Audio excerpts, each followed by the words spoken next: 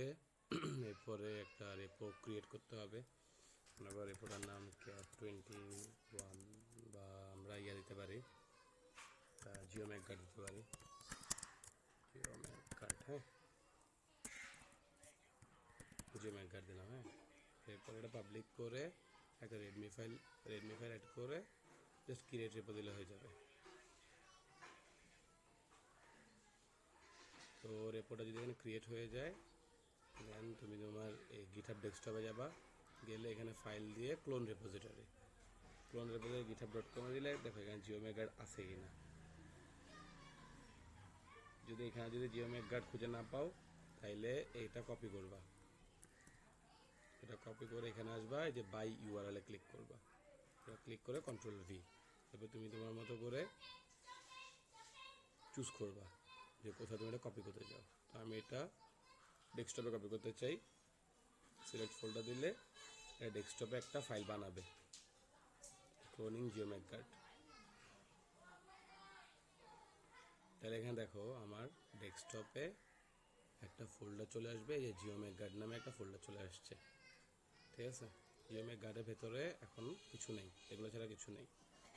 তো আমি জাস্ট করবো কি, আমার পিসিতে যাব, আমার ফাইলগুলো যেখানে আছে ওখান থেকে হলো, ধরো আমার এটা কই ছিল আমার ঠিক মনে নেই এখন, আমার ফাইলগুলো কই ছিল। তো আমি ধরো এখান থেকে যে কোনো একটা নিলাম, যে কোনো একটা কাজের, আমার করা কাজের ফাইলগুলো আমি কপি করব, Ctrl+C, দেন আমি জিওম্যাক গার্ডে যাব, গিয়ে আমি Ctrl+V দিব, পেস্ট করে দিব আমার ফোল্ডারটাতে। তাই স্কিপ করো, সমস্যা নেই, করলাম। তারপর আমি জাস্ট এই রেপোতে যাব, রেপোতে গেলে দেখবো আমার এখানে সবগুলো ফাইল চলে আসছে। তো আমি সামারিতে ধরো লিখে দিলাম যে অ্যাডেড নিউ ফাইলস, লিখে কমিট টু মেইন দিব। কমিট টু মেইন হইলে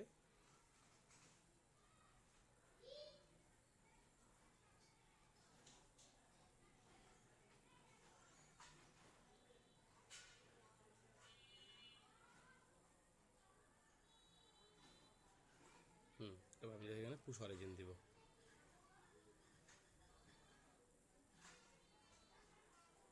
এই দেখো এখানে উপরে দেখাচ্ছে যে কয়টা ফাইল যাচ্ছে এখানে। এটা চলে গেলে আমি যদি দেখো জিওম্যাক গার্ডে যদি আমি যাই, এটা যদি আমি একবার রিফ্রেশ করি, তাহলে এটা আমার এই যে সবগুলো চলে আসছে। ঠিক আছে, তো এইভাবেই রেপো আসলে ক্লোন করে বা নিজের ফাইলগুলো পুশ করা যায়।